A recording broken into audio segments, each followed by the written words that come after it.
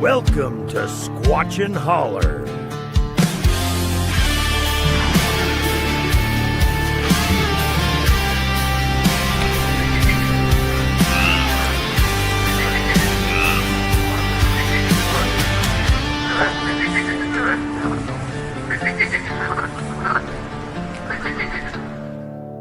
In the mist where the trees lean low, Squatchin Holler's got a tale to show. Whispers creep like a creature's faint howl. Every shadow's got a secret to growl. Monsters rise where the stories are told. Squatchin Holler where the legends are born. Are they here? Are they gone? Who can say? In the holler, the truth just slips away.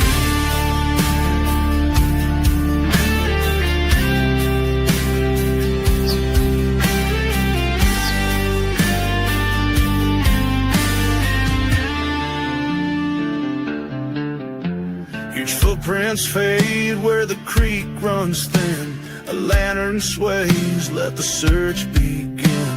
Rustling leaves, but there's no one near.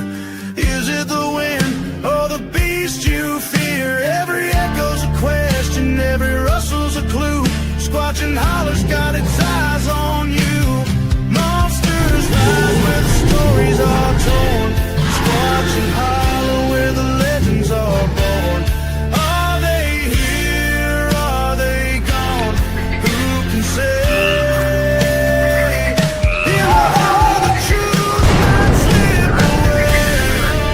And now your hosts welcome you to Squatchin Holler, Roger Williams and Amanda Stowers.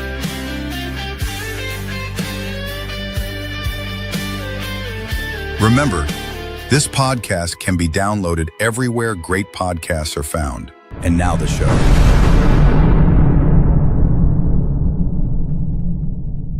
This is Jeremiah Byron from Bigfoot Society, and you're listening to Squatchin Holler. So get ready, because it's a good time. Man, I thought I needed to play that. You know, Jeremiah's going through a rough time, y'all, and he's a friend of ours. And just continue prayers for him. And as he, starts his journey battling his cancer. So I hate to see anybody sick, but man, the good people that you care about, it really hits home, don't it? It really does, yeah. And y'all, it's what a week. Oh my God. So first off, Amanda has had visitors at the museum 2 different times. Can you tell everybody what happened at the museum this week or last week? Oh yeah, so this week, actually is today. I was supposed to be off, but ended up having to go in and cover today. And Mike and Christina from Squatchin, Florida, that we interviewed a couple episodes back, dropped in, and it would just happen to be happenstance that I was there. So that was really awesome. I got to meet them in person, and we, talked back and forth, showed some pictures back and forth. So it was a good time, even though I was working and I couldn't talk to them too much, but it was cool still to get to see them in person and say howdy. It's always fun to meet people that you either watch on documentaries or interview. And, what's weird is y'all, Amanda and I have never met face to face. No, me and you still ain't met face to face. Never. We'll try to get over to the museum sometime. Yeah, hopefully I can make it up to Tennessee. Yeah, and Joe and Jesse. Yeah, Joe and Jesse. Squatchin Holler. Yeah, they were there last week. So they actually just posted that they got their new documentary that they were working on we're up here in North Georgia is coming out soon. So y'all check their Facebook out, and they got all the links and everything to it there on Helmet Holler. And what's fun is, you're the same as me, I'm sure. You watch these things, and you see these people do their thing, and you appreciate what they do, and then you meet them and they're just regular folks. It really is. It's just like the people in chat we've met. I love it. I absolutely love it. And thank y'all for being here. I know there's a lot of y'all here right now, and the chat's rocking and rolling. We got Bruce Brown tonight. We could probably do 10 shows with him. I met him on Cryptid Wrangler. They interviewed me, and Bruce just amazed me. I know the area he's from. I've been there many times. And I when I rolled into that place with my job back in the day, I thought this place looks boogery, some of those side roads and Just a little bit. just a little bit. Yeah. And then now you learn, heck, you got people seeing them out behind McDonald's sometimes in bigger towns that the woods come up to, and I had no idea. I mean, we had an employee in a meeting. We were in Nashville, and all the Middle Tennessee reps were in there, and all the big wigs. We had our meetings every 2 weeks, and so they had sent this one guy to Dixon over just south of LBL, Wolf Springs, and all that. And I never had told anybody, anything about it. Wasn't any of their business, and I didn't figure they'd believe it anyway. Well, he makes a Right. comment. They're like, Justin, why do you want to change routes? He said, I'm scared. He was from Nashville. I'm scared. He said, I get on those back roads and I'm scared a Bigfoot's going to step out in front of me or something, or worse. And everybody starts laughing. Well, I'm not laughing. And there's another guy at the corner down here not laughing. And he's from almost Kentucky, in North Tennessee. And I didn't know. I kind of looked at him, and he wasn't laughing either. And so they were giving this guy a hard time. And I said, hey, guys, y'all need to lay off of him. Well, why? I said, I've seen one. I know they're real. It's probably not going to get you in the van, Justin, but you need to quit laughing at them. And so the other guy, the room went quiet. And I don't like people picking on other people. So I stepped up and took the heat. But they knew I didn't BS. And when I said that, they all got quiet and was looking around. And years later, even though I'm not there, I'm still friends with a lot of people.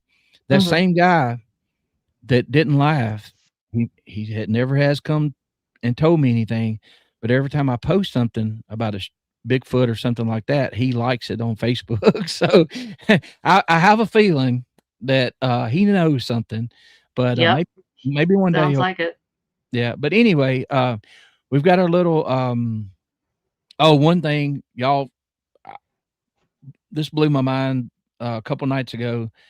Some of you know my son Peyton. We had him on a couple weeks back, and he's met this girl. She's just amazing, and we all love her. And I was live on Coley Weber's show, and he's sending me messages, and I found out they got engaged live. So there's a short out there that, you get a real reaction from me, and it's kind of embarrassing for me to watch it, but y'all check it was cute, in my opinion. I thought it was adorable because you were able to catch the live reaction, because you're first like, oh crap, is something wrong? Because he's blowing your phone up. And you're like, hang on a second. Then you realize what's happening, and you're like, oh God, oh wow. It was really sweet. And I was excited, and I was like, I wanted to get up and talk to them then. And thank you, Varex. I'm so proud for him. He's 29, and he's waited for the right one. I think he found her. They're so good with each other. But the thing was, how I realized what was going on. He had talked to me a couple weeks ago. And he'd already picked out the spot he was going to ask her. And, when I saw, he sent me the picture overlooking where they're at. And that's when I knew right then what had happened. So yeah, it was exciting.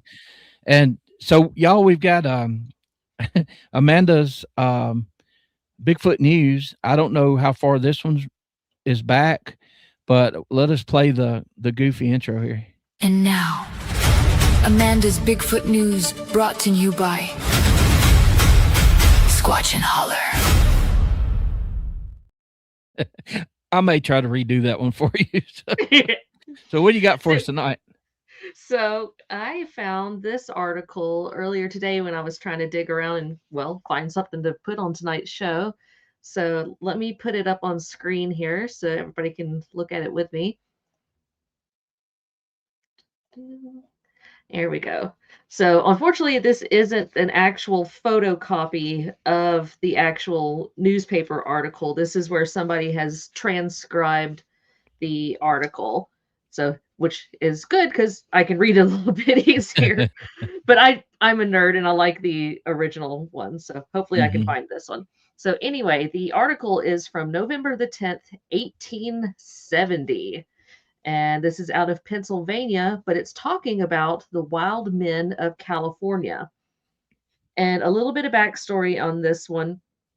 There's a couple of articles prior to this one out of the same town in Pennsylvania, and they're talking about a quote unquote gorilla that's terrorizing the area, and they're giving it a lot of tongue in cheek and saying, oh, it's probably just some of the college students dressed up, and hey, you better watch out or he's going to get shot. A lot of some of the same stuff you hear about nowadays. But this one caught my eye because the journalist is reading that they actually received the following correspondence to them because of the article. So I'm going to start from there and read it for y'all. It says, I saw in your paper a short time since an item concerning the gorilla, which is said to be seen in Crow Canyon and shortly after in the mountains at Orstimba Creek. You sneered at the idea of there being any such critters in those hills, and were I not better informed, I should sneer too, or else conclude that one of your recent prospecting parties had got lost in the wilderness and didn't have any sense enough to find their way back. I positively assure you that this gorilla, or wild man, as you choose to call it, is no myth. I know that it exists and that there are at least two of them, having seen them both at once not a year ago. Their existence has been reported at times from the past 20 years, and I have heard it said that in early days an orangutan possibly escaped from a ship on the southern coast. But the creature I have seen is not that animal. And if it is, where did he get his mate? Import her on different ships, and it goes on. It says, last fall, I was hunting in the mountains about 20 miles south of here and camped 5 or 6 days in one place.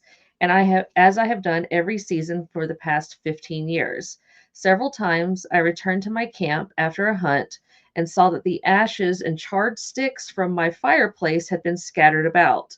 An old hunter notices such things and very soon gets curious to know the cause.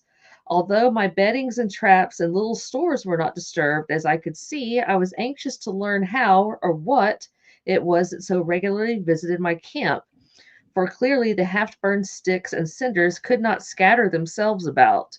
I saw no tracks near the camp, as the hard ground covered with dried leaves would show none. So I started on a circle around the place, and 300 yards off in damp sand, I struck the track of a man's foot, as I supposed bare, and of immense size. Now I was curious, sure, and resolved to lay for the barefooted visitor. Let me turn the page. Sorry, this is a long one, y'all, but it's a good one. So I laid in position on the hillside, about 60 or 70 feet from the fire, and securely hid in the brush. I waited and watched. 2 hours or more I sat there and wondered if the owner of the feet would come again, and whether he imagined what an interest he had created in my inquiring mind, and finally, what possessed him to be prowling about there with no shoes on. The fireplace was on my right, and the spot where I saw the track was on my left, hid by brushes. It was in this direction that my attention was mostly directed, thinking the visitor would appear there, and besides, it was easier to sit and face that way. Suddenly, I was startled by a shrill whistle, such as boys produce with 2 fingers under their tongue, and turning quickly, I exclaimed, Good God, as I saw the object of my solicitude standing beside my fire, erect, and looking suspiciously around. It was in the image of a man, but it could not have been human. I was never so benumbed with astonishment before. We just don't talk like that no more, do we? No, no, I like it. Yeah. The creature, whatever it was, stood full 5 feet high, the and disproportionately broad and square at the shoulders, with arms of great length. The legs were very short and the body long. The head was small compared to the rest of the creature and appeared to be set upon his shoulders without a neck. The whole was covered with dark brown and cinnamon colored hair, quite long on some parts, that on the head standing in a back and growing close to the eyes like a digger's Indian. As I looked, he threw his head back and whistled again, and then stooped and grasped a stick from the fire. This he swung round and round until the fire on the end was gone out, when he repeated the maneuver. I was dumb almost and could only look. Basically, he was dumbfounded. Right. 15 minutes I sat and watched him as he whistled and scattered my fire about. I could easily have put a bullet through his head, but why should I kill him? Having amused himself, apparently all he desired was with my fire, he started to go, and having gone a short distance, he returned and was joined by another, a female, unmistakably. Then they both turned and walked past me within 20 yards of where I sat and disappeared into the brush. I could not have had a better opportunity for observing him, as they were unconscious of my presence. Their only object in visiting my camp seemed to be amusing themselves with swinging lighted sticks around. I have heard this story many times since then, and it has often raised an incredulous smile, but I have met one person who has seen the mysterious creature, and a dozen who have come across their tracks at varying places between here and Pacheco Pass. Wow. So, like I said, it's a little bit of a long one, but pretty interesting. But the thing that keeps popping up is the descriptions. What, that was 150 years ago, approximately? Longer than that. Let's see. Yeah, it was. Yeah, about 150, 200, 150, 160 years ago. I can't do the math off the top of my head tonight. Well, no, I didn't either. I was just kind of winging it, but yeah, that's amazing. And to hear these encounter stories, we hear people now that come out and tell us how similar they are, and I like the attitude of he's I'm telling you what I saw. Don't tell me it was a orangutan or a gorilla. Exactly. No. He's like, I know what I saw. And again, how often do we hear that nowadays? Right. It's like you said, you know what you saw. I know what I saw. Right. And there's nobody that can tell us any different. So we got a guy tonight, y'all, that's been doing this for a long time. And I'm going to just let him come in and tell a little bit about himself, and we'll get into it. He's probably got so much we won't get to everything, I'm sure, but what's interesting about Bruce is where he grew up. I've been in the area, and some of his encounters, he's been to your area researching in the past, and he knows exactly where you are. Matter of fact, backstage, he was researching just a few miles from where you're at right now.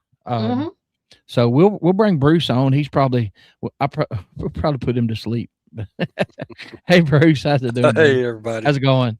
All right, it's good, Matt. I appreciate you being here. The show y'all do is Cryptid Wrangler. Yeah, and y'all go check them out when you can. What nights do y'all do that? We do the panel show Friday nights at 5 Pacific time. I think that's like 8 here, 9 here. Okay, yeah, y'all scattered all over the country like some of us are. Yeah. Like we are here. Yeah. But the technology, I say this all the time, it's amazing that you guys can get together that far apart. Like Amanda and I, we've never met, but we can get on here and log on and share stories and listen to. And people get upset when you say stories.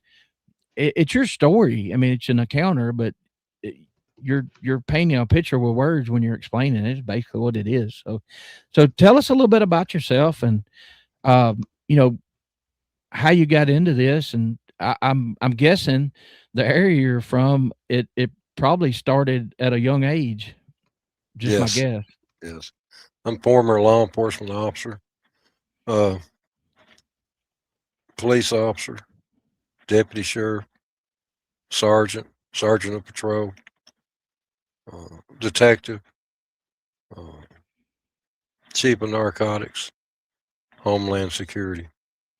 Yeah. So I mean, that's a good list. And so what that tells me is, uh, Bruce is a guy that wants to help people, and he's inquisitive. He probably inquisitive and probably pretty good at what he does. So when it there's I think the surprise to me when I started doing this is the amount of police officers, former police officers, investigators have things happen to them just out of the blue, and then they're like they have to continue. Like, what are these things? Why are they here? Why? Because we were always told they don't exist. It's just a story. It's just a movie, and then something happens. If you've got an inquisitive mind, this is like Amanda. That what happened to her when she was younger. Now she works at a Bigfoot museum. So, and a co-host on a podcast. So tell us kind of what when you first were exposed to some of this. Oh, I was my father was in the military for 33 and a half years, and he's from here in Tennessee, and Buffalo Valley, Tennessee, and we vacation every year back to Tennessee until he retired, and plus he had a farm here on Holmes Gap Road, which is in straddles Smith County and Wilson County. My first encounter was at my grandmother's place. I had back then. I don't want to make it sound like I'm too old. I'm just about 30 years old, about 30 something years ago. But anyway, I was. You got kites back then. You had to build them yourself. You couldn't buy them already put together. So I built me a kite. I was at my grandmother's, and I went out the back in the field there at the edge of the yard, there's a little hay field there, to fly it, and I couldn't get it off the ground. But these 3 gorillas walked out off the creek up a little bank and over in the field with me. Well, I knew not to look them in the eye and stuff. Me and Daddy watched Wild Kingdom, and they were gorillas as far as I was concerned, 8 years old. And I was, after several attempts, I couldn't get my kite up, so I took my kite back in, told my grandmother, said, can't get my kite in there. And I said, but them 3 gorillas come out and watched me. She says, honey, there ain't no gorillas in Tennessee. And I said, oh, yeah. I said, we watch Wild Kingdom. As long as you don't look them in the eye, they won't bother you, And she said, no, there's no gorillas. I mean, no gorillas in here. You're seeing something else. And so I didn't sass her or nothing. I just said, okay. And she looked at my kite. She said, well, you ain't got no tail on it. And I said, tail? She said, yeah, you got to have a tail on it. So she got an old sheet and cut me up 3 lengths of tail, tied it on there and tied them in knots. Said, go take that back out there and try it. Well, she had looked out the window to see if those gorillas were still out there, and they weren't there. So I went back out there, and after about 2, maybe 3 attempts, I got the kite in the air. As I was letting my string out, they come right back out. Oh, no. And they got closer to me. They was watching me feed that string off, and they started watching the kite. So I flew it there a few minutes and come to the end of my string, and I was bringing it back in, and about 25 or 30 yards before I got the kite back in, it crashed. So I walked over and got it, and they were probably 25, 30 feet from me. I just kept my head down and wouldn't look at them in the eye. Oh, my God. So I picked the kite up and back in the house. So Grandma said, it worked this time. I said, and those gorillas, they sure did enjoy it. You know, they watched it too. And she says, honey, there's no gorillas in Tennessee. She said, they only exist in the zoo. There's no gorillas in the United States. And I wasn't going to sass her, so I said, okay. Well, a week later, she takes me to my great-grandmother's house and to check on my parents, great-grandparents. And I was outside, and my great-grandfather was a blacksmith, and he didn't talk a lot. So he would say, boy, pull up a chair, and I'd pull up a chair, and he'd pull out a cedar stick and hand me a cedar stick and an old pocket knife, dull. You couldn't cut butter with it, you know. And he'd be whittling on his, and I'm trying to whittle on mine. And keep in mind, I'm 8 years old.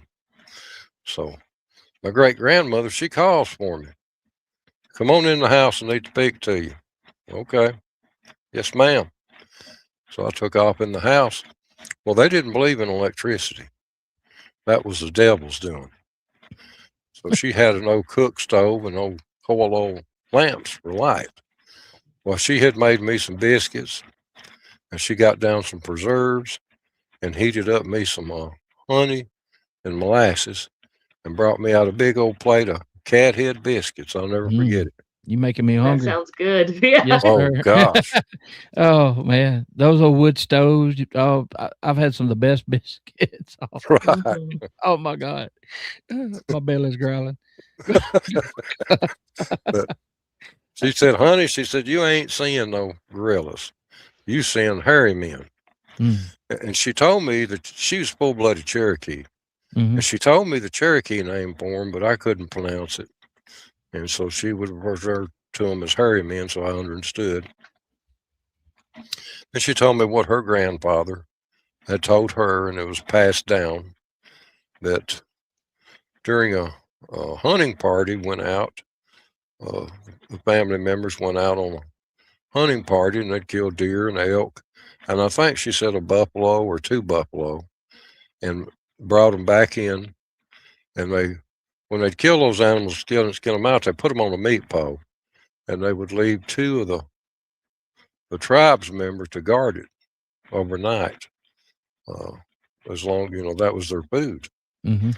And she said that sometime during that night, the hairy men come in and killed the tribes members and got the meat. Hmm. So the next morning they got together a hunting party, and they tracked them and found them. And then they got into a battle, and I think they killed 2 hairy men, and they ended up losing another couple tribes members, but got part of the meat back. So that was her explanation on Wow. that. And she Mm. told me, she said, if you out and like that and you encounter them, this is what I want you to do. She said, if you're close to the house or to the barn, just don't acknowledge them, and they won't bother you. And if you're out hunting or fishing, she said, I want you to, if you're fishing in the creek, I want you to take a stick with a Y in it and hang some of those fish up in a tree when you catch them for a gift, and they will not bother you. Hmm. And Hmm. of course, I'm 8 years old. I'm not buying the story. you know. So I ain't giving my fish away. What the heck? right. So we went when I was 12 was when I really got into Bigfooting heavy. I got obsessed with it so bad that my daddy got mad at me over it. Hmm. But we were fishing in the backwaters of the Cumberland River, and they're in Smith County at the Jackson County line. And we were catching bluegill. So across the lake was down somewhat. Across the lake, I seen 3 more walk out of cattails and walk out and watch us and walk back in. Well, Mom and Dad was down a few yards from them. They never seen them. So Daddy, he was already a little upset with me, so I wasn't going to bring it up. So they turned around, these Bigfoot did, and walked back into the cattails and back into the woods. So I was sitting there catching brim, and they slowed up. So I walked up a backwater to where a little creek come in, and I crossed over the creek and went over there to where these Bigfoot was standing. And there was tracks everywhere there. So I'm sitting there catching bluegill again. And when I bring one up, I catch him, I pitch him on the ground. I catch him, pitch him on the ground. Well, I happened to notice the little one out of the three was about my size. He had walked back out on that mud flat watching me. And the creek, the way the creek was, I had an old rock fence coming down through there, and there's about 8 foot of water in the center of the creek. You walk up that mud flat and get on that little old rock fence and drop your bobber down there. You can wear them bluegill out. So I was catching them and pitching them over behind me. Looked around, and there he is. So he's watching me. His little one is watching me. He's my size. He's watching me. I'd unhook him, throw him, and he'd watch it hit the ground and flop. Well, I got to thinking, well, great grandmother said, leave him something. So I was thinking, well, next one I catch, I'm going to give it to him. And so I caught one and took it off the hook, and what a 12-year-old could throw underhanded, I threw it to him. And he walked right down to it, bent down like an Asian person, and he picked it up and then walked into the woods, the cattails, and went into the woods, and I'd never seen him again. Wow. Oh my God. This is what is amazing. If you'd have been 25 years old the first time you ever saw them, and nobody to talk to you sensibly about them, do you think you would have acted that calmly as you did as a kid, and having people in your family that kind of prepared you for it? I mean, because oh no, if I'd been 30-something years old, it scared me to death. Yeah, you know. I'm getting chills, but it's also, I love hearing this because, you know, a lot of the stories that are out there are for the shock value and the fear and all that, which that's okay because you need to be careful.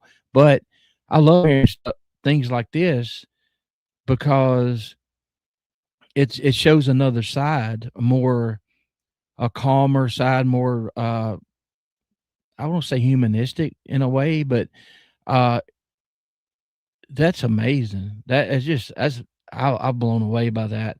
And to be 12 years old and remember what, you know, your grandma said and share with them, that's yeah, exactly, child innocence. That's but after you did that, I mean, you hadn't had anything bad happen.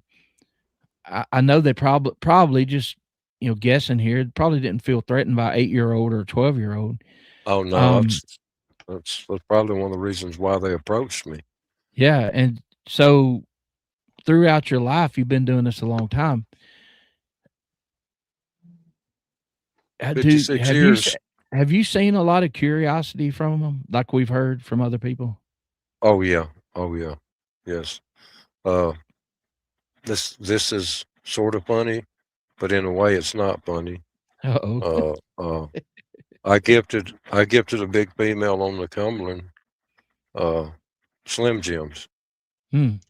And you know, and everybody thinks about the Bigfoot commercial with Daryl, the Bigfoot, right? You know. We found out Bigfoot's name, from that commercial. Yeah, but I had several other incidents after that. They were short ones, just a few seconds. And then when I moved to my mom and daddy, when I turned 15, wouldn't let me move out of the house unless they bought my first farm. And they could check on us. Of course, they had the keys to my door and everything. And as I got to 16, 17, school superintendent of Putnam County, Tennessee, he gets a hold of me. He knows me well because mom and daddy bought me a farm there in Buffalo Valley, Tennessee, which is in Putnam County. He gets a hold of me and he says, Bruce, I need you to look into something for me. I said, sure, what you got? You know, we share cropped. I helped him with his tobacco. fed his cows over wintertime and stuff like that.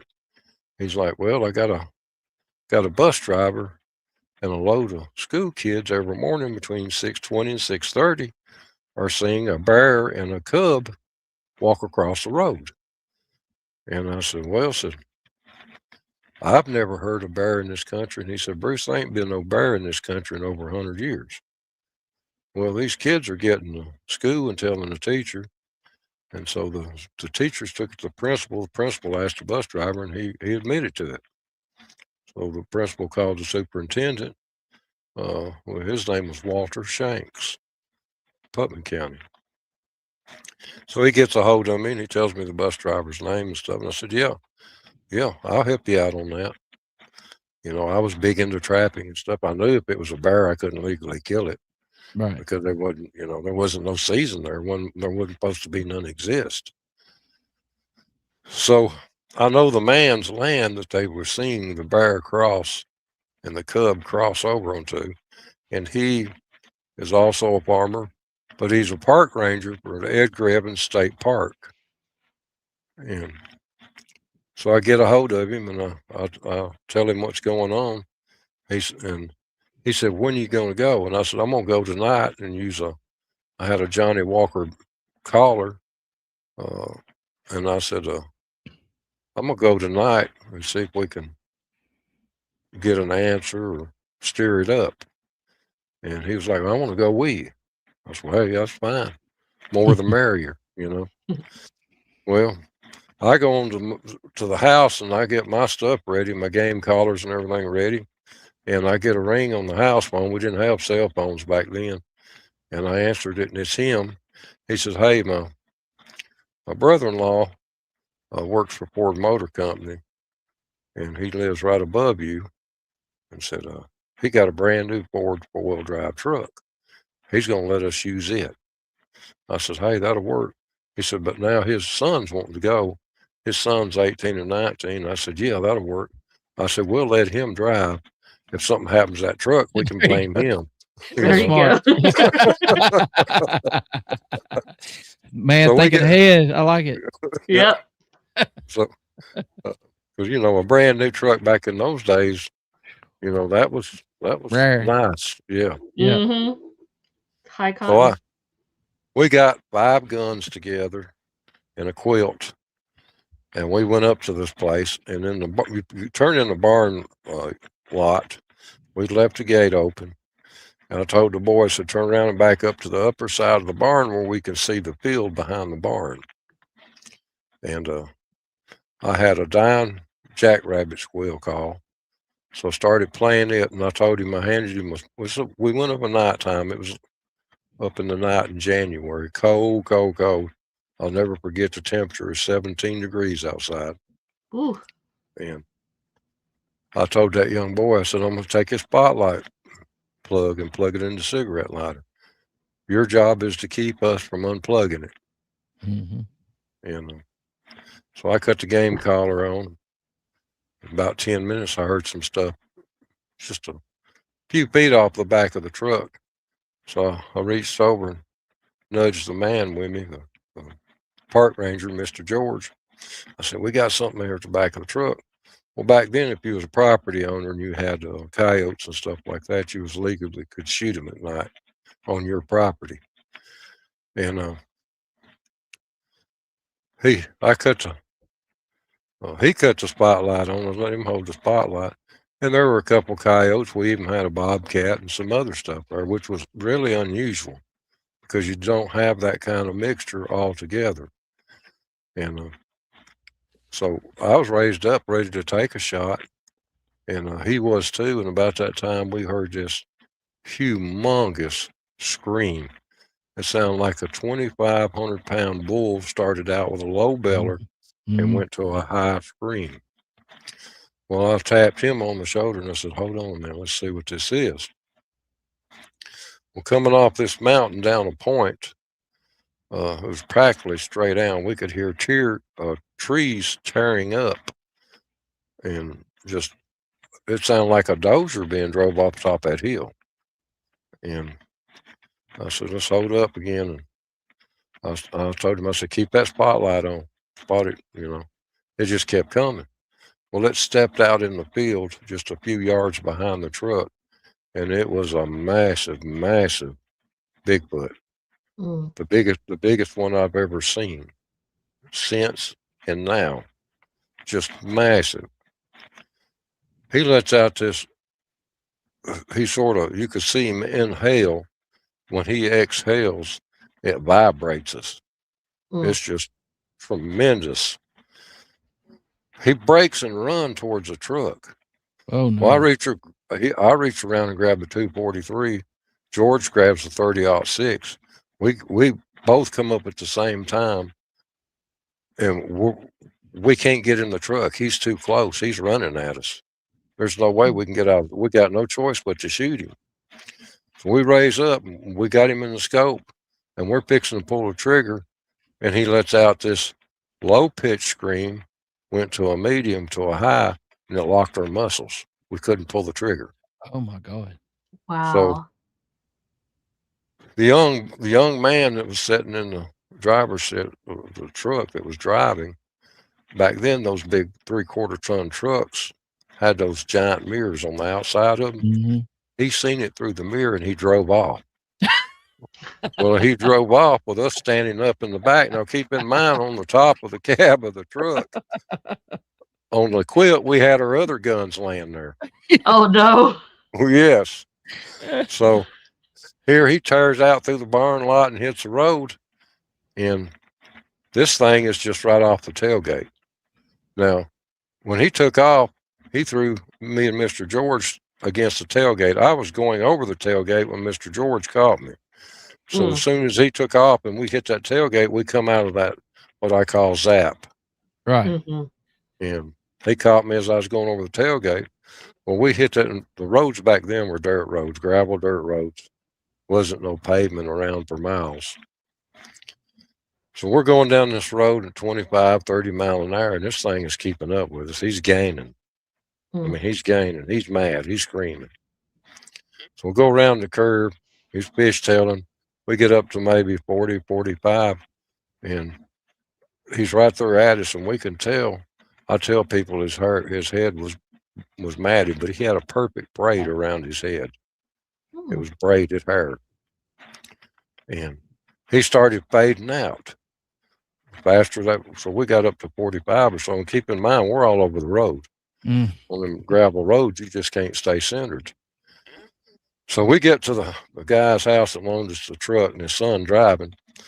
His son pulls in the driveway, but doesn't cut the truck off and doesn't put it in park. He just bails out of it. Oh, gracious. Yeah. So Mr. George is on that side behind him. He jumps off, runs up and jumps in the truck and puts it in park and cuts the truck off. Well, the boy's daddy comes running out and said, "What happened? What happened?" So we're sitting there trying to tell him what happened. And of course, I'm sure both of us is white as ghosts because we just knew we was had. Yeah, sounds like it for sure. This was a massive creature. The mama comes running out of the house screaming there's something wrong with her son. So we run in there. We run in there to see what's wrong with him, and he can't talk. His lips are quivering. His hands are shaking. He cannot speak. He's in shock. He's looking in shock for sure. He's looking straight ahead. He's not acknowledging us, nothing. So we're sitting there talking to him, and after a few minutes, what seemed like 30 minutes or an hour, he finally stuttered these words out. He says, "It's coming to the house, and it's going to kill all of us." Oh, my God. And then he didn't say nothing else. Poor guy.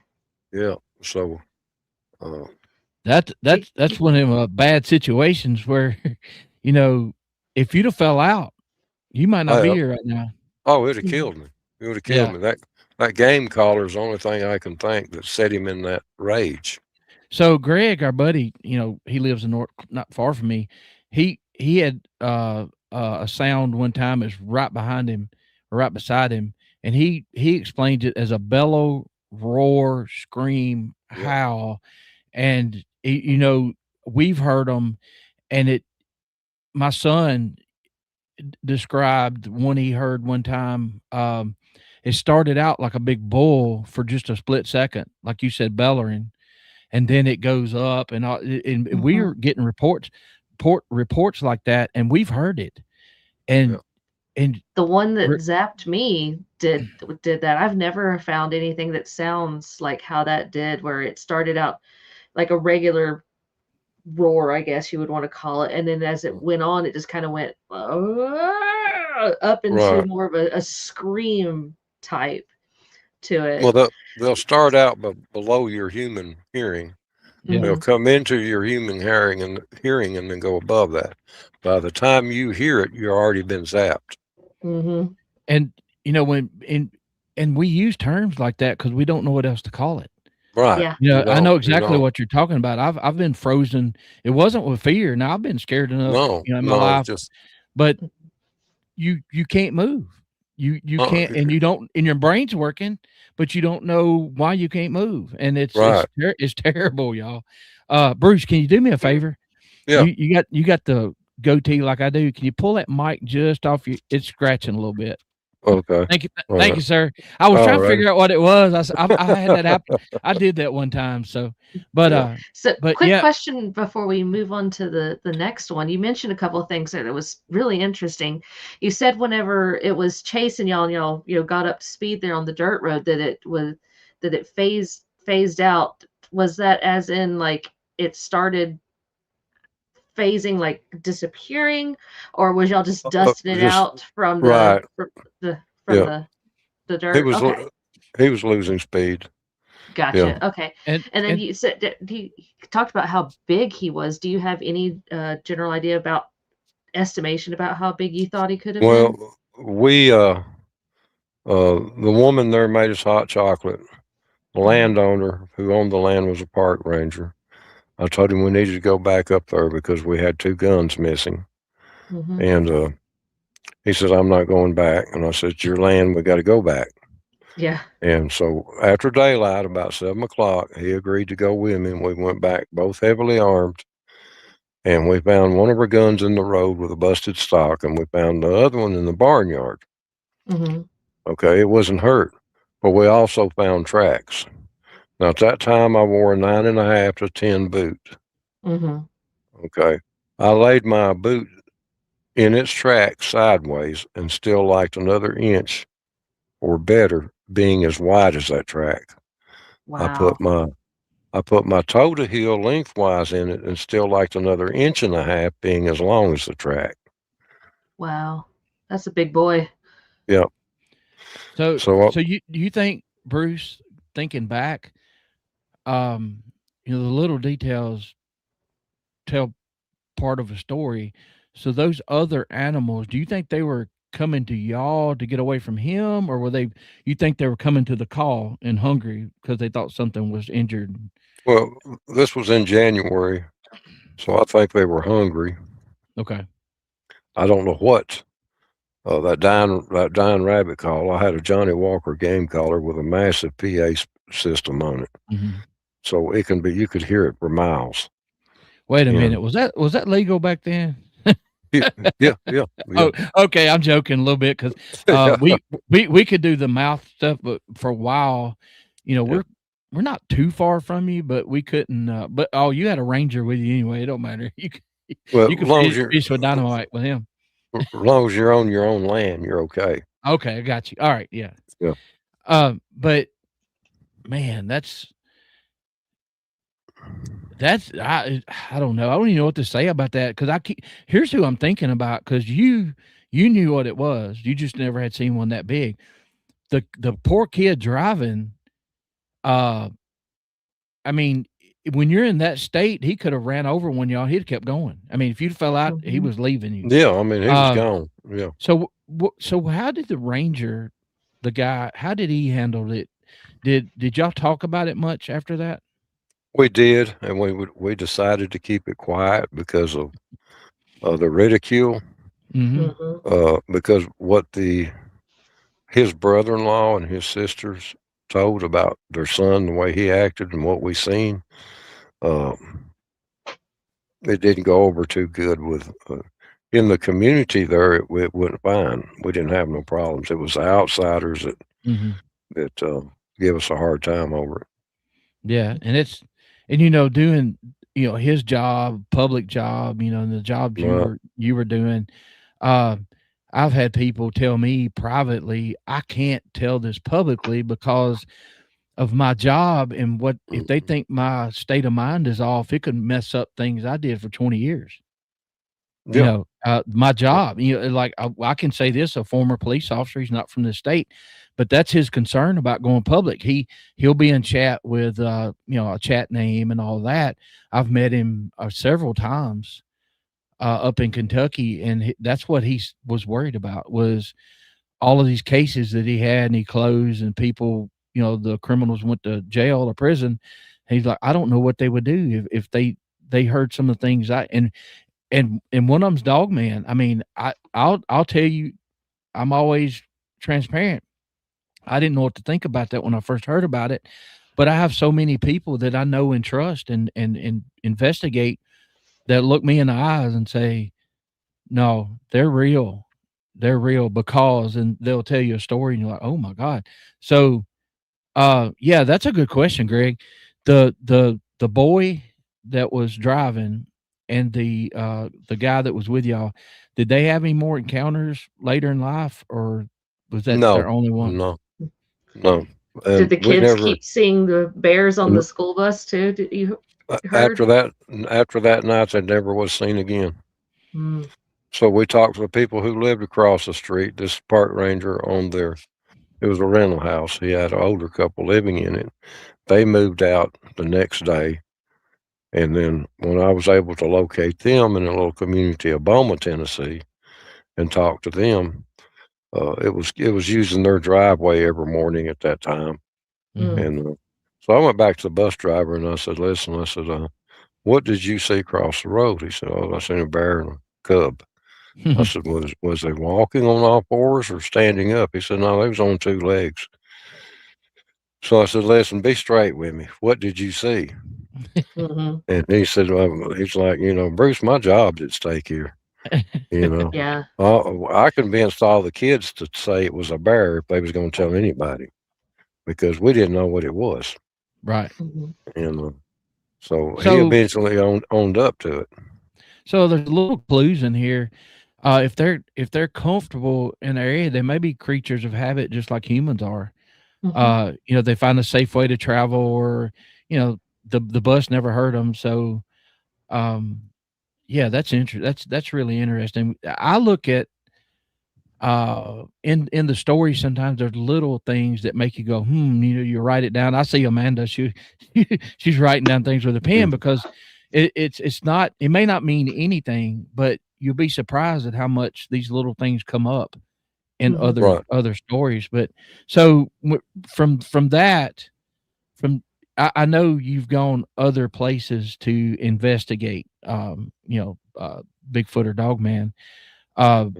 What is one of your favorite investigations, not around your home, that you might have? You may have two or three.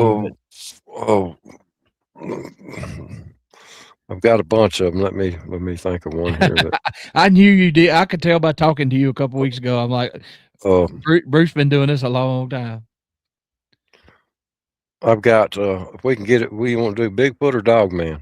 We can do a Bigfoot, and then we'll go into the Dogman. I want to know. I told Bruce, y'all, before we come on, talk to me about Dogman like I know nothing, because that's kind of where it's at. And a lot of people are on the fence with it, or some just don't believe it. But I've had to change my attitude because of the people I know and trust, the things they've told me. But yeah, start with the Bigfoot, and then you follow up with the Dogman. Okay, I'll give some lighter, more interesting encounters to give the people out there, the researchers and stuff, something to think about. On the Cumberland River, I made friends with a clan of Bigfoot, and the big female was the head of the clan. The males weren't. Oh, okay. She ruled. She ruled the clan, and woven in her hair with snail shells out of the creek and mussel shells that she picked up off the river was woven in her hair. Wow. And when we would get close, she took a liking to me, and she would keep the others back.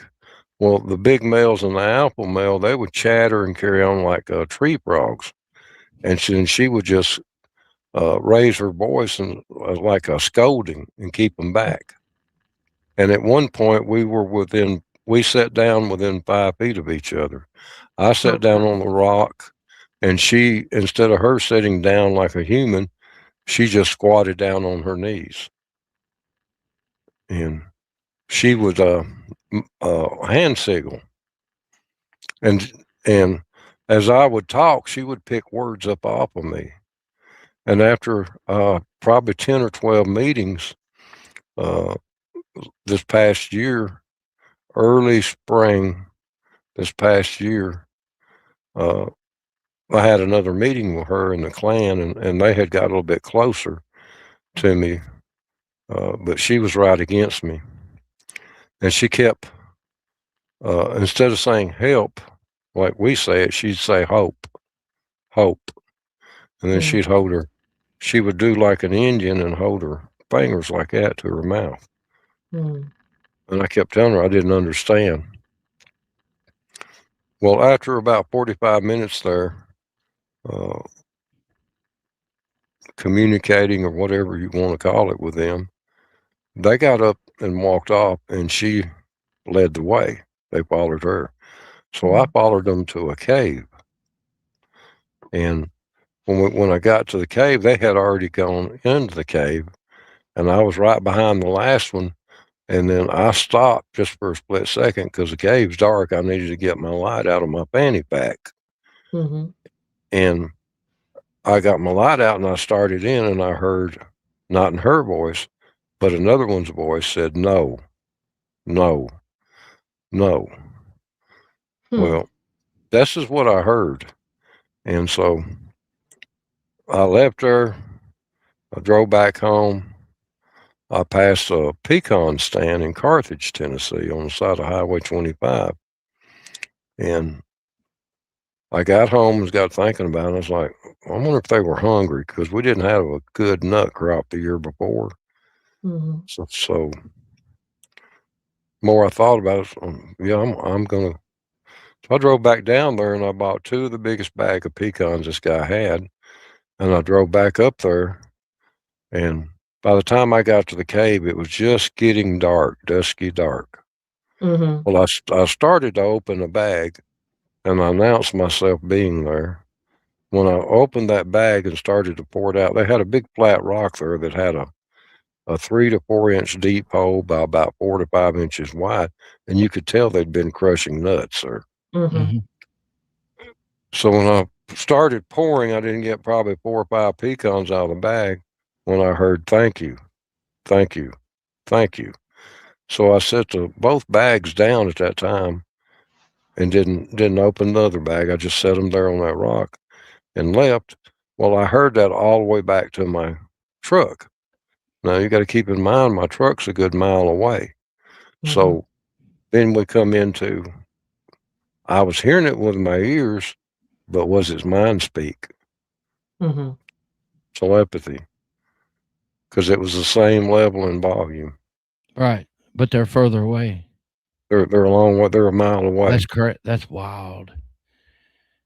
Well, there you go again. I didn't know what to think about that at first, but I'm on board now with possibilities, because even my son has heard something in his head that wasn't his voice, and what it said was referring to itself instead of him. So it wasn't his thought, and that freaked him out, but Right. the more you're exposed to some of it, the better you can deal with it. And I know when you said way she pronounced help, That's I hope. heard hope. And way you said it, I'm kind of remembering, I was taken aback a little bit, because I heard what I think now was the young one that messes with us a little bit, and the mom, and he didn't go whoop. He went whoop, whoop like that. Yep. And she grunted at him like, shut up. I didn't see him, but I was listening, and I hear this interaction, and, I hate to talk about mine. I tell it so much, but when somebody says something like that, I've heard that similarity of this younger one maybe trying to whoop, but he was doing that same mouth that sent whoop instead of, so that's wild. It's almost like So or at least the one he was, the matriarch there. So it's almost like she couldn't get the L for Yeah. help. So it just came out help or hope, which And- is more throaty, Mm-hmm. I think. Wow. So Really how interesting. long did you interact with these? Oh, I still interact with them today. Okay. So, yeah. That's awesome. Yeah. So with you being comfortable around them, so if you go 3 states away and you have that calmness about you, do you think that helps you, that they recognize that? Some people say I'm marked. I don't believe in the marking thing. I think it's how you carry yourself and your thoughts. And I think they pick up on that. They pick up on how you carry yourself and how you act, whether you've interacted with one somewhere else before. So they're real smart on picking up on that stuff. So let me ask you this. You're like a teacher here tonight, Bruce. I've got questions.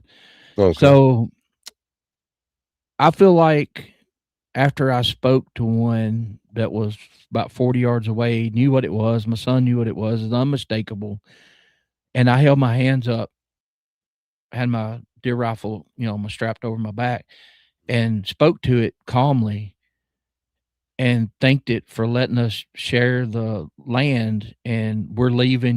We won't be back for a few days. It's all yours. Bruce, after that happened, everything's gotten weirder in a good way.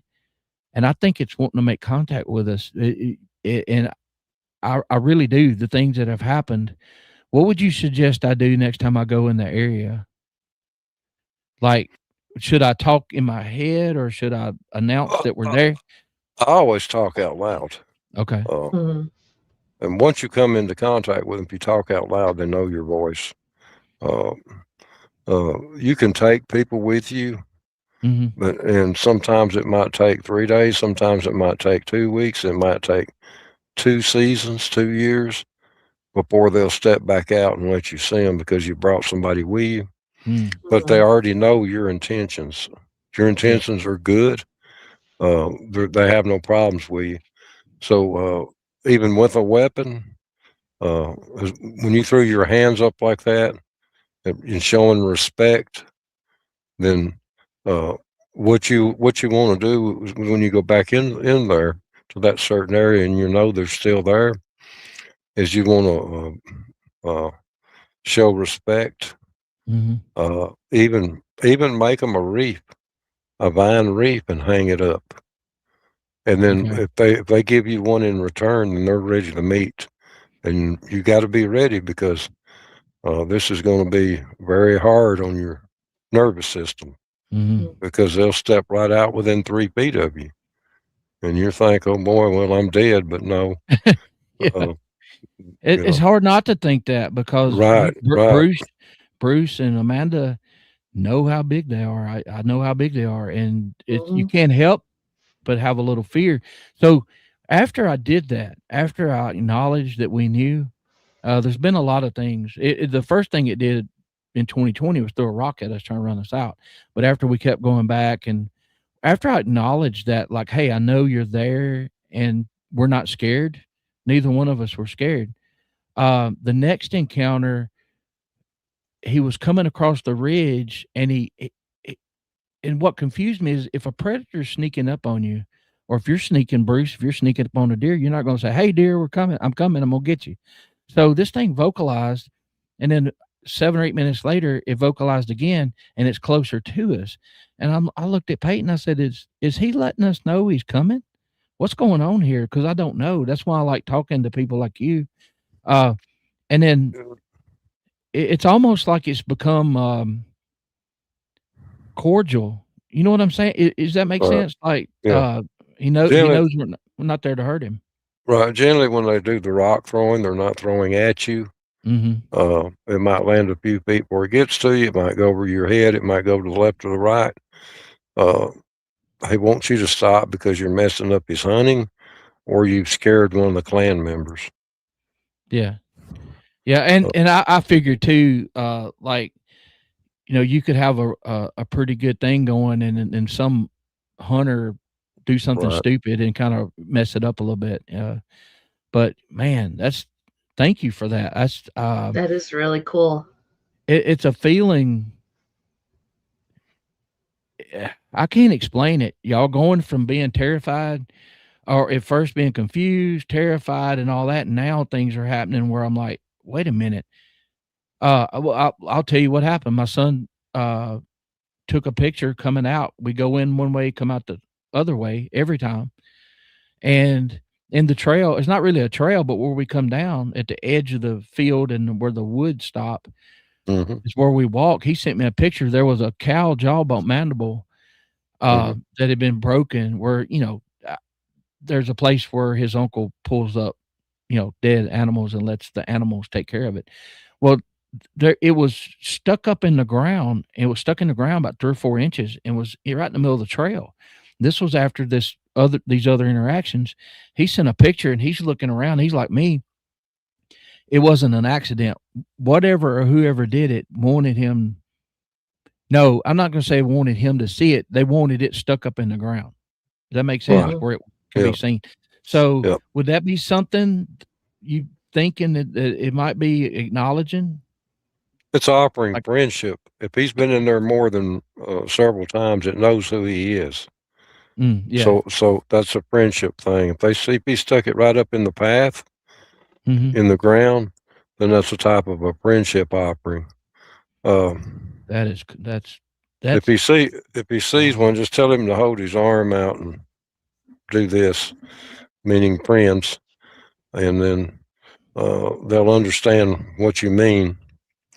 Uh, and then Well, again, Bruce, something he told me, I always go with like this intelligence, and I was shocked early on with emotion and stuff. Um, After that happened, Bruce, I might have told this on y'all show, but this all is tying together. He went in, and right before daylight, he had his headlamp on, and this thing's waiting on him. And so Peyton didn't know what to do. I wasn't there. He told him out loud, said, "Go on, I'm not here after you. I'm deer hunting. Go do what you're doing." And this thing turns around and gives this no, like it was disappointing, like, oh, like, dang it. And I went, wait a minute, Peyton. This is weird. This thing is trying to contact us. So anyway, thank you we'll continue to ask you. But when I get around people that have this experience, I'm so curious on what we're experiencing that I Mhm. try to tie it together, and I appreciate it. But yeah, I'm go ahead. I'm so sorry. It's just I'm excited to talk to you. well, I'll give you my first dog man encounter. I was Mhm. hunting. Go ahead. Did I interrupt No, you? I didn't. No, I'm thinking about leaving while you tell us the story. It scares me. Go ahead. Well, this one ain't too bad. The first one, Okay. Okay. I was deer hunting in a tree stand uh, in the New Middleton community of Smith County on my farm. And after daylight, I seen a big dog coming around the hill towards me. Mhm. Well, the closer it got, I realized, that's not a dog. So when I looked through my scope at it, it was a wolf. And then when it got down within 25 yards of me, it had the features, the front legs and hands of a man. Mm. So it had a big muscular front arms on it.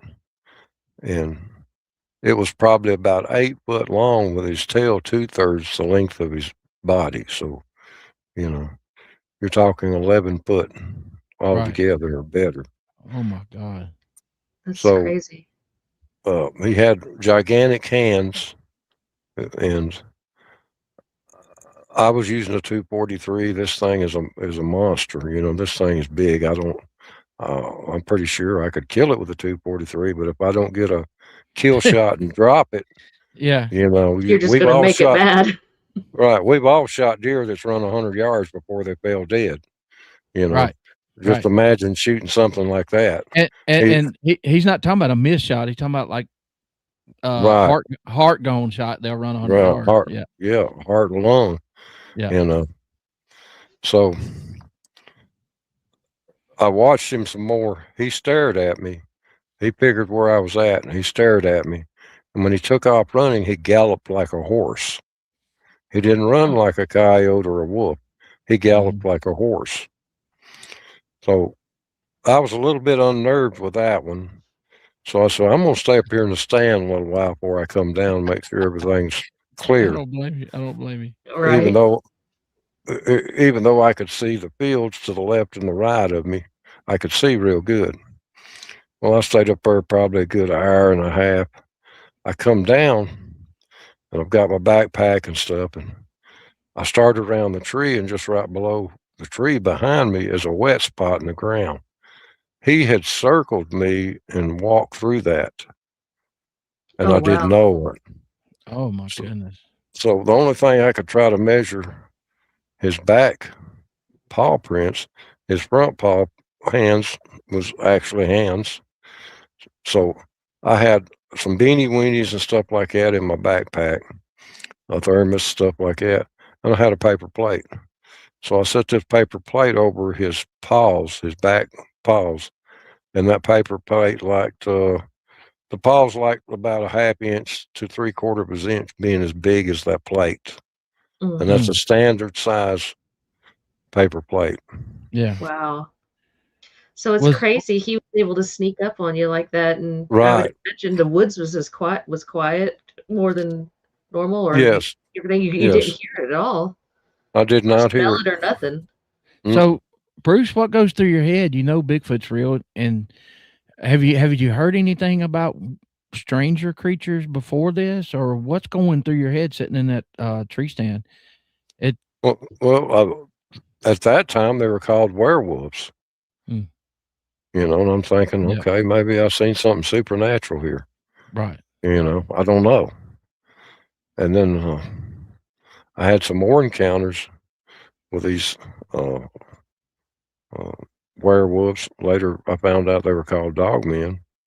And I was ginseng hunting, and it was uh, about the 25th or 26th of September. And as I was going around this mountain bluff, there's a high bluff to my left. And when I come across the holler and cut across that point to see that bluff, there was a dog man standing on that bluff with red glowing eyes. And he spotted me right. He spotted me before I spotted him. So he was looking directly at me. And then right in front of me, 3 or 4 feet, was this monster's poplar tree, probably 3 foot thick. So I eased in behind that poplar tree trying to watch him. Well, he jumped off that bluff and made a wide berth around that poplar tree where I was hid. But Mm. when he come around the lower side of that tree where I could see him, his eyes had went from red to an amber gold. Interesting. And they were emitting their own light this Yeah, whole it's time. like It wasn't like light shining on it or anything. it was like a real dim light. Mhm. So I eased out of there and I got back to the top of the mountain and he's following me. Mm. So when I get to the top of the mountain, uh, there's a hay field up there, and they had cut the hay, so the hay wasn't 4 or 5 inches tall. They had just freshly cut the hay. So I said, if I can get in the middle of this 50, 75 acre hay field, I might be able to get to my vehicle without this thing attacking me. And Mhm. all I had on me was a snake killer. So I get myself right in the center of this hay field, and I'm walking a few steps, talking out loud, watching it all around me. Nothing, didn't see him. I get to my car. right before I get into my car, I'm looking around, nothing, didn't see him. So when I get in my car, I keep my keys to my car under a towel in the front seat. And when I sit down in the bucket seat, I just reach under my thigh and get my keys. When I reached under my thigh to get my keys, put them in the ignition and turned the ignition on, boom, something hit the side of my car. Mm-mm.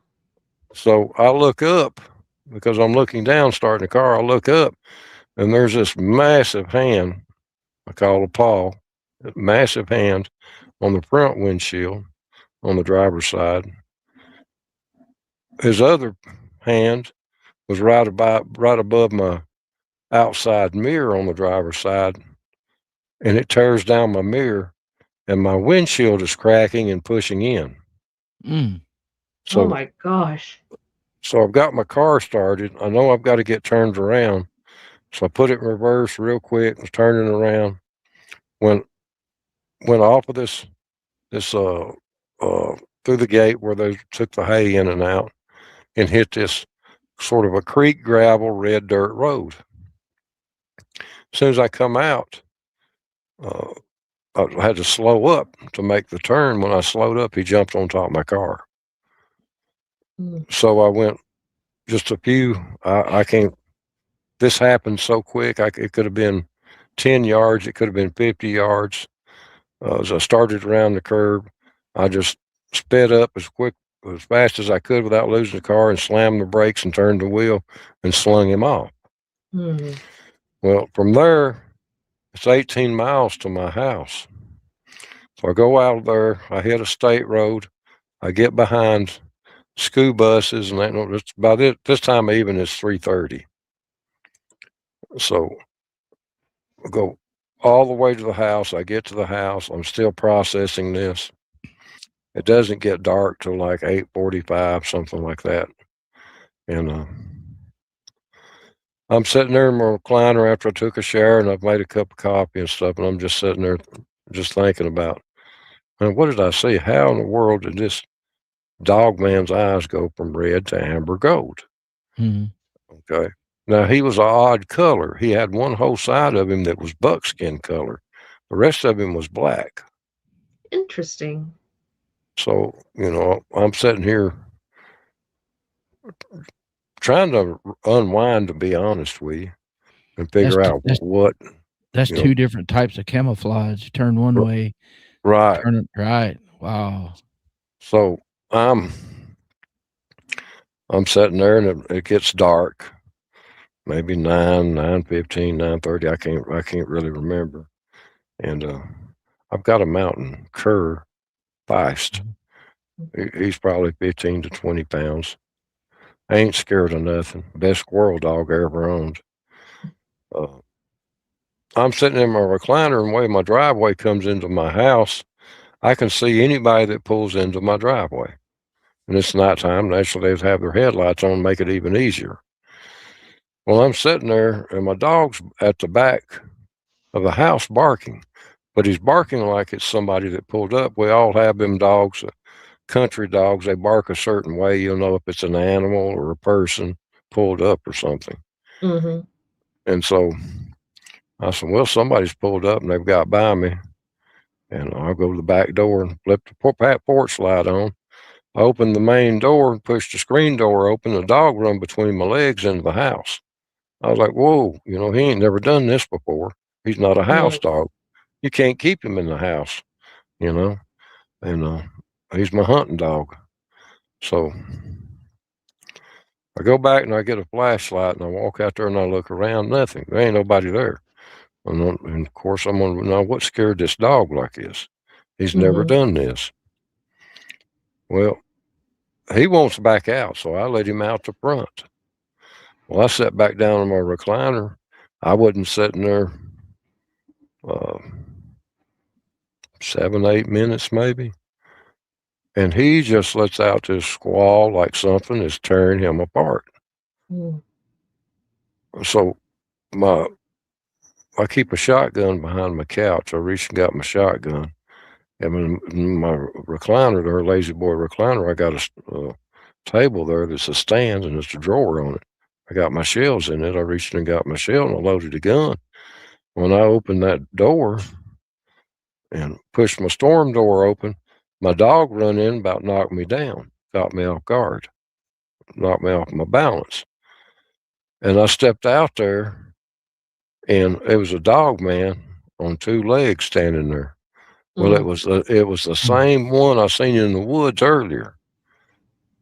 So I was like, well, we're too close. I'm not gonna kill him with a shotgun. So I was, well, I'll shoot it up in the air. I just shot in the air, and you have to process all this in a millisecond, Right. you know. So I shot in the air. He come down on all fours and took off running, and he went across my garden and into the woods. I said, well, he won't be back. Well, I go back in the house, and just a minute or two, the dog's wanting back out, and but then all of a sudden he just stops and he starts going from room to room. And he's just acting all weird.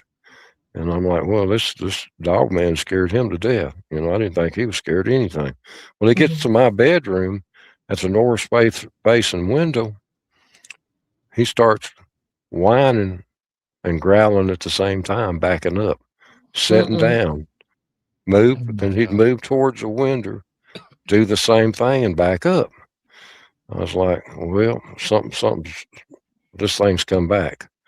Well, I've got a window facing the east in the bedroom. He moves over to that east facing window and does the same thing. He starts growling, starts showing his teeth, but then he'll back up and whine. And I said, well, and I still got the shotgun in my hand. It's loaded. And I said, well, I'm going to go out, slip out the back door. I got me a better flashlight. And the dog was focused on that east-facing window. He wasn't moving. He was just locked right there. So I walked out the back door real easy and come around the corner of the house where I could see my bedroom window. And there this massive rascal was. He had his paws up on my gutter. You know, his front hands up on my gutter. And he could hear you. He could hear my dog. And now keep in mind, to show you how close this is, 8 to 12 feet. I shot him in the side with a shotgun. Okay. He took off. He come down and took off on all fours and took off. I said, well, maybe he won't be back tonight. So I stayed up all night. The next morning, right after daylight, I made me a pot of coffee. And we got a rocker glider on the front porch. I walked out there and sat down on a rocker glider, again, processing all this. And I heard a coyote squall, then I heard him holler. And I was like, uh-oh. So the sun's coming up from the east. So I ease into the woods and I get on the back side of a tree where the shade is, because it's coming up from the east and it's shading the west side of the tree. So I hunker down there and I watch, and sure enough, he's up in the top of a tree. So I turn around and I ease back to the house and I get my 243 rifle. And I had bought a fresh box of shells a day or two before that. And it held 3 rounds at a time. So I got back down there, I found me another tree where I could get in the shade where he couldn't see me, and I started shooting at him in the top of the tree. Not to hit him, but to try to get him down. Because you got to keep in mind at this time, he's not hurt anybody. You know. So it was, you know, what do you say when you shoot a dog man and kill a dog man? Or if I shoot one and then don't kill him, I'm going to have my hands full. And I've got to sprint back across the woods, the yard, and the garden back to the house, you know, just to get away from it, which it wasn't going to happen. So I kept shooting at him, and he finally come out down the tree 15, 20 feet from the ground and jumped, and he went down the hill a little piece and went up another tree, and I shot right above his head into the bark. Bark flew. He fell back down, hit the spring branch. This time was going down the spring branch, and I was shooting at him and reloading. And when I'd hit the water and the mud and stuff in the spring branch, it'd blow up on him. He'd get a little bit quicker. So I kept after him, and we went across 2, maybe 3 ridges before I let up off of him, and I've never heard nothing out of that one since. Wow. Wow. Reason I laughed, I've had to do coyotes like that. I didn't want them around, but I didn't really want to hurt them either. And you talking about throwing hot lead at them and the gravel's hitting them in the rear end and, Yeah. and they Yeah. catch another gear, they start digging. Right. So Yeah. I'm picturing this as you're telling this story. Yeah. But good gracious. And so what about it, other people in the area? Have people come to you Yes. that's Yes. seen this? Yeah. Did any of them see the same one with the color variation like that? No. I had one that seen one that was entirely buckskin color, Mhm. like the color of a deer. See, I'm thinking, because I don't know, when you see all these pictures of these AI pictures of stuff of Dogman, they're black. Now Yeah. I'm Right. thinking these daggum cut hay fields and these sagebrush fields and all this, something like that could lay down and you would walk right by it. Oh Yeah. yeah. Wow. Yeah. Good Yeah. gracious. Then I I got mean, into deer do it all the time with that color pattern. So That's why not? right. Why not Right. Dogman too? Yeah. I mean, we've cut hay and stuff and mowed them and baled them in hay. Deer, fawn. So Gary said the Dogman he saw was buckskin color too, out in Oklahoma, I'm assuming, where he's from. Yeah. Wow. And then I was in Pickett County, and I was off the top of a huge mountain. It was a long ways to the bottom. You're by yourself. If something goes wrong, there is no help. Right. There is no cell phone. There is nothing. I mean, you're just had. And I'm coming around, and I find this exceptionally wide deer trail. I'm like, wow, this is wide to be a deer trail. And I'm thinking, I don't see any deer tracks in it. I don't see any bear tracks in it. And so I'm going to follow her and see where it goes. So I followed around, and I come across a point and a grapevine coming off of a tree. I see this little creature weighs probably 15 pounds crawling down this grapevine. And I walk up to it, and it's the weirdest thing I ever seen. And I've got gloves in my fanny pack, and I take one of them out. Instead of putting it on, I put it in front of my hand. And it's coming. When it gets down low enough on the vine, I can stick my hand up to it. It doesn't growl, bark, or make any aggressive, but it's a puppy. And I'm like, what in the world's a puppy doing this far back? I mean, there's no way it can survive. And so he come on down that vine a little bit, and I'm talking about a big vine that you cut and can swing out over the hollers on. Right. Yeah. And I've almost killed myself with those before when they break. Me too. break. Yeah. Trying to play Tarzan on them. I was the Right. big kid. I was always one that broke the vines. So I pick him up. He's not aggressive at all. I set him down in my lap, and I'm looking him over. He's missing his tail. It's all bloody. I don't know if he got in an accident, something cut his tail off, or what happened. And he doesn't have hair on him. He's a fur ball. Just all fur. Real young. Yeah. Yeah. So I'm just looking him over, and I can't get over his front legs. Again, he's got raccoon hands. That started when I seen that started hair on my neck come up. There's a mama somewhere. Yeah. So that was my exact first thought when you said that. I was like, oh, where's mama? Because finding a stray puppy, like an actual canine puppy, is one thing, but that where's mama? Yeah. I don't be. If mama walks up, she thinks I tore her kid's tail off, I'm in trouble, right? Right. That's wild. So I'm sitting there and examining it. It's in my lap, and I'm looking it over, and I'm realizing Dogman pup. It's got to be. So I take my thumb and my forefinger, and I raise his upper lip up, and I look in his mouth. And his bottom teeth, his tusks, canines are 3 inches long. Oh my gosh. Already? Yes, and they go up Wow. into a hole behind his bottom canines. His top canines are hanging out the bottom. His bottom canines are going behind the top into holes. So his mouth completely shuts with the top ones hanging out. So I'm going, good gosh, what have I got here? So I pulled the fur back on his eyes to see what color they were. But they were clear. They looked like glass marbles. Wow. There wasn't a pupil, a blood vein, no whites around the eyes or nothing. It was just, you could see a little white way in the back, but I believe that was part of his skull or his brain or something. And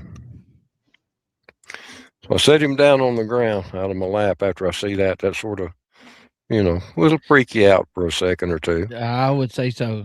Yeah. It's freaking me out years later sitting here listening. So I set him on the ground and he starts walking, but he's walking with his elbow and his front hands touching the ground. But his back end is normal like a wolf. He's got exceptionally big back paws. And he's got those long, incredibly long fingers on his front. And he's walking up there, and the print he leaves looks like a turkey bone. The big end of the drumstick touching, and it narrows down to the elbow. And then he's got a bigger forearm. And it was just a tremendous looking thing to see. So I pick him back up and I sit him on my lap and I touched him between his ears there. And because his ears were flopped. And when I touched him between the ears, they laid back even with his head.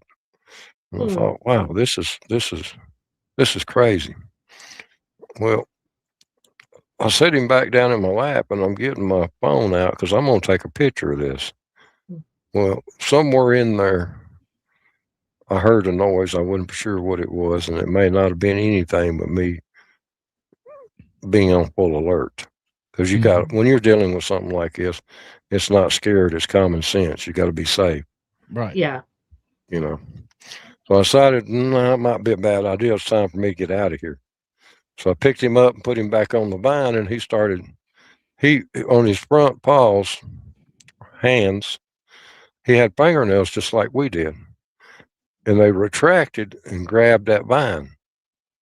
But he had the flat nails and fingers like we did.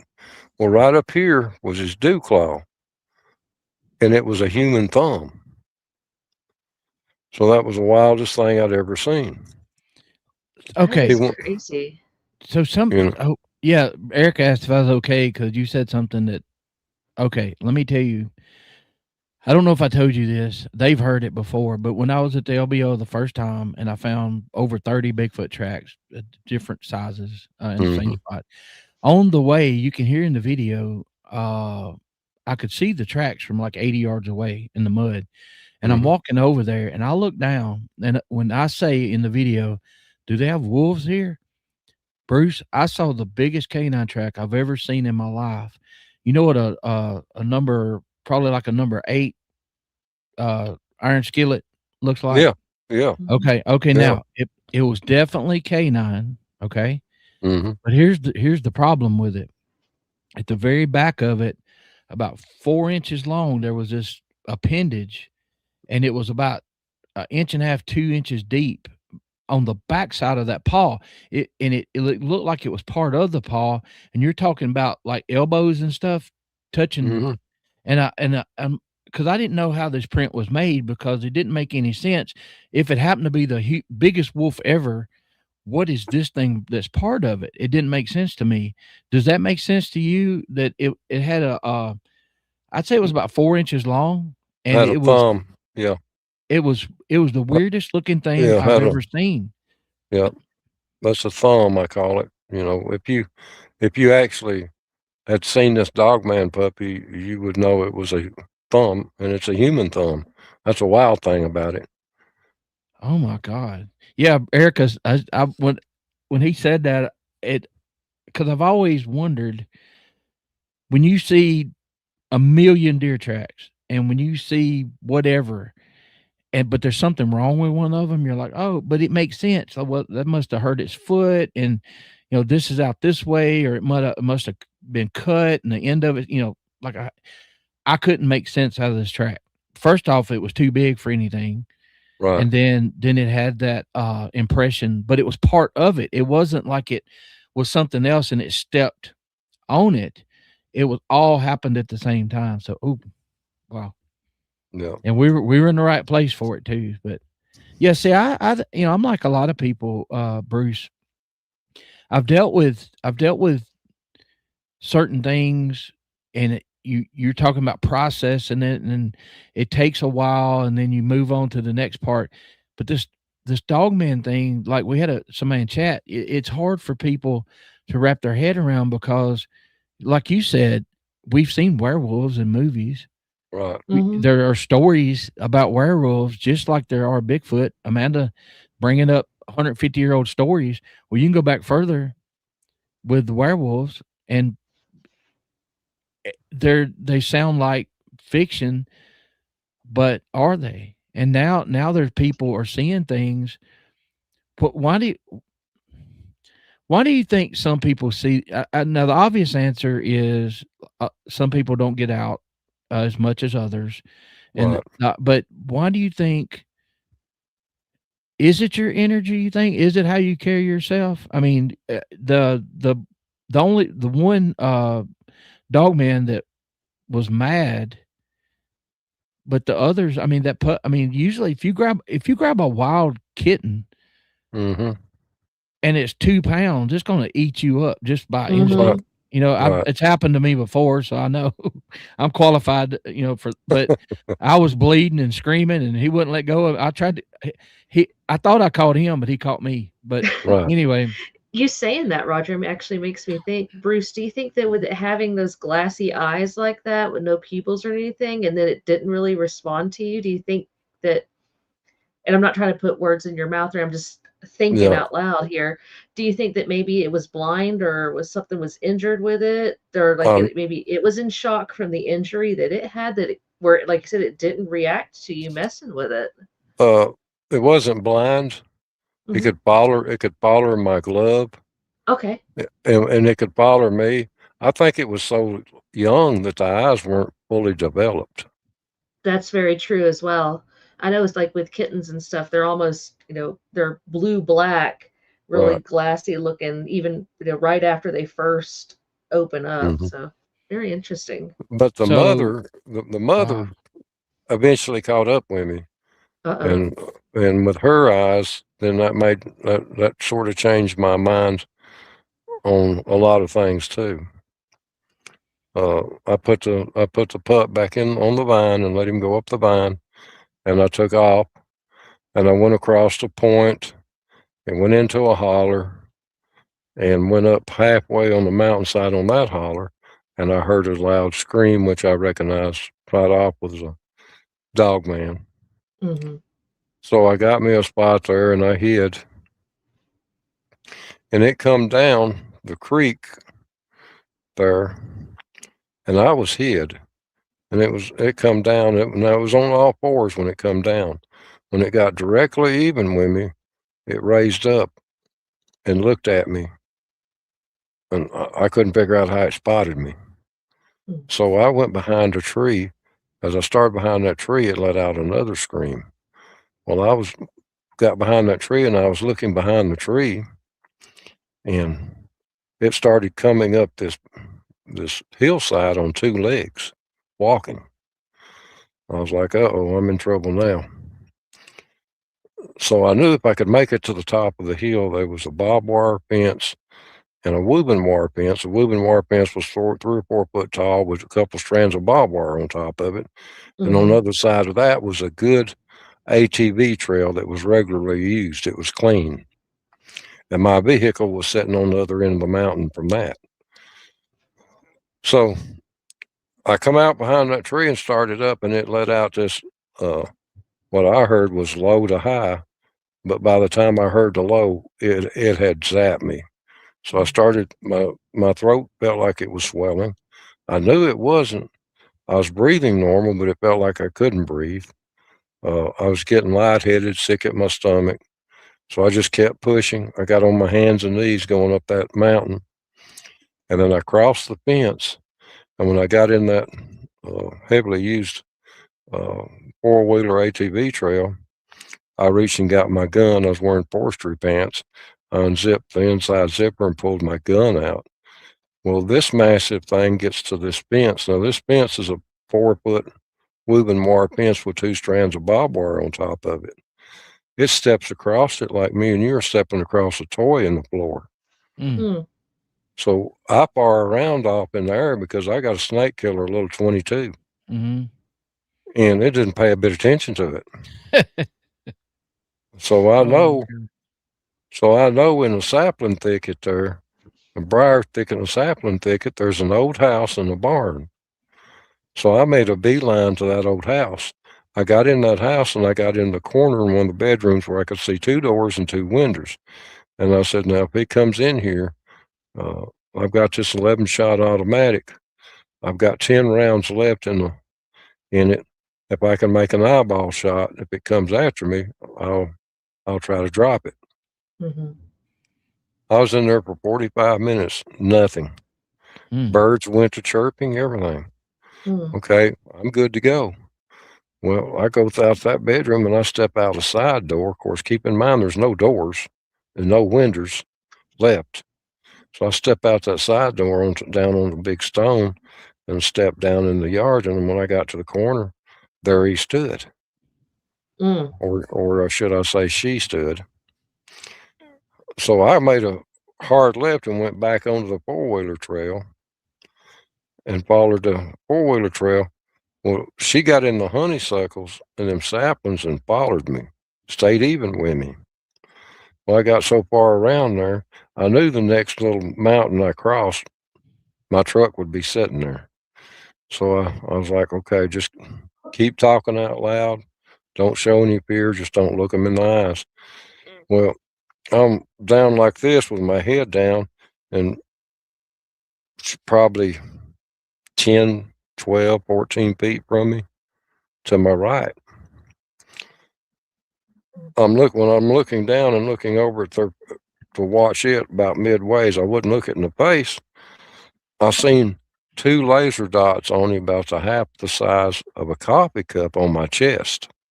Oh, Lord. And I was like, and I had my gun laying across me like this.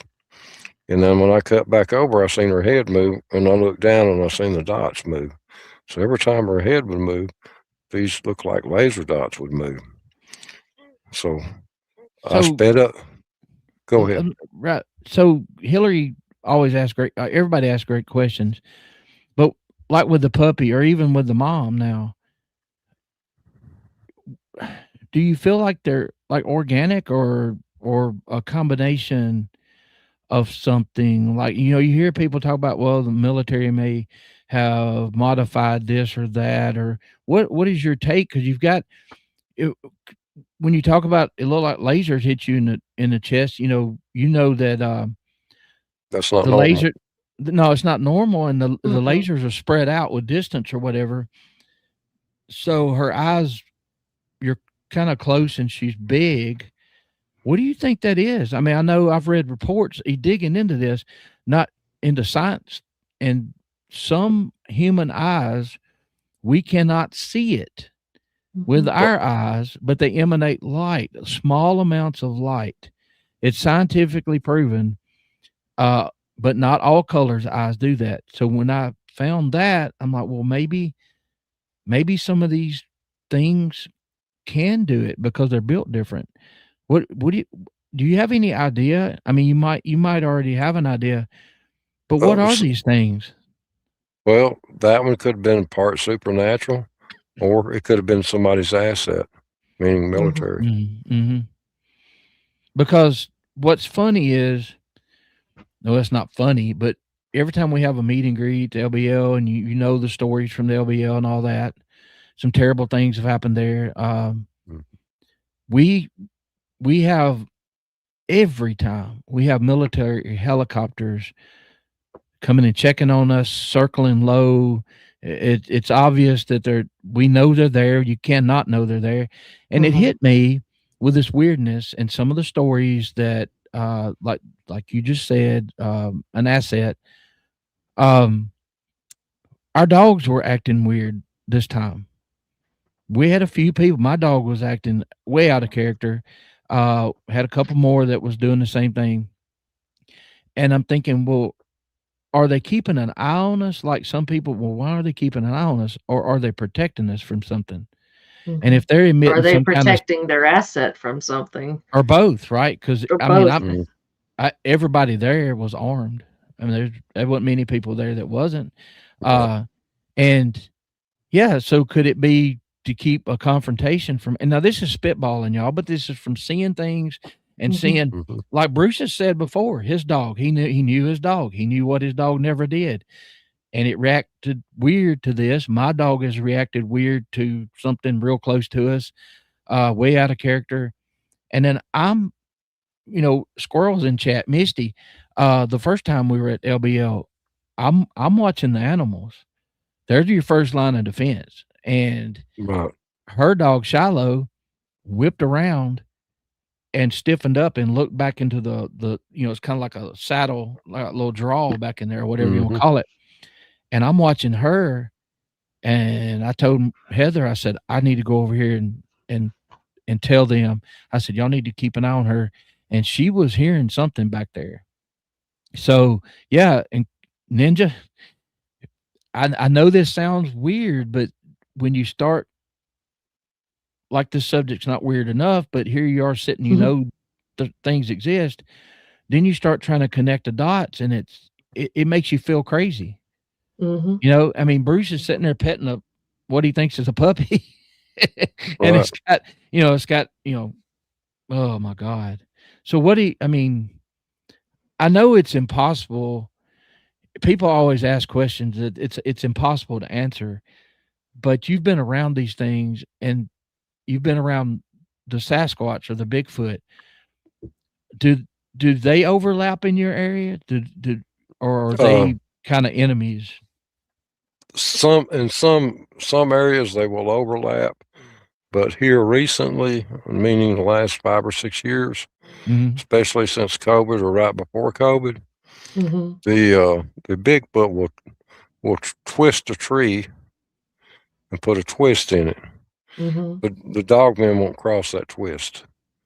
Now, if it's broke over, the other Bigfoots and stuff, they don't have a problem with it. Yeah. But I've noticed with the twist, when I come up on the twist, if I'm tracking a Dogman and I come up on the twist, then I'm having to backtrack because he's moved. He won't cross that twisted tree. Okay. So is there any have you noticed, like, talking to people that's researched for years and having private conversations and telling them what we found, I've started looking at these breaks and twists a little different because of things I've learned. I've noticed that if we've come up on a locust, y'all have locusts over there, right? Real hard, big thorns, and ain't nothing gonna reach in a locust and break it with his hands, right? Nope. You know how tough that is, right? So Bruce knows. We've had that happen a lot. And what I've noticed, just where we're at, if there's a break and the limb is facing a certain way, you need to go look that way. We found water sources. We found tree stands from other hunters, and it's almost like a directional in this area. I realize it could be different, but we've started noticing patterns, almost like a directional marker. But there's one, I don't know. I don't know if you've ever seen this before, but like a locust, you talk about the Y in it, in the branch. Yeah. So you got one growing and has a Y in it. It looks like something took its hands and reached in those thorns, grabbed it, and snapped it down where it's both are pointing down. And usually the threat, or what I perceive they would think is a threat, is that way, either side, But have you ever seen the Y breaks down like that? Yeah, and I'm I've seen the wires broken and ripped off and took and put in the ground in front of cave systems and stuff. And that's your friendlier clan of Bigfoot. okay. They're not the So aggressive ones. so this Y break on this ridge, there's been many over the past few years, but this is where we've got the friendlier one that I told you Yeah, about earlier. yep, Okay, all right. yeah. It's going to be real friendly. They've accepted. Anytime you Okay. see the Ys or the crosses, Hmm. the stick crosses, Mm-hmm. Yeah, uh, uh, generally, the further up on the mountains you go, you see the Ys. The closer down the rivers, the X's. The closer down the rivers, you'll see the Ys. They're generally uh, more human characteristics than they yeah. are animal. Well, we've got a good friend that's in Ohio. He's been doing this for a pretty good while. He's really smart.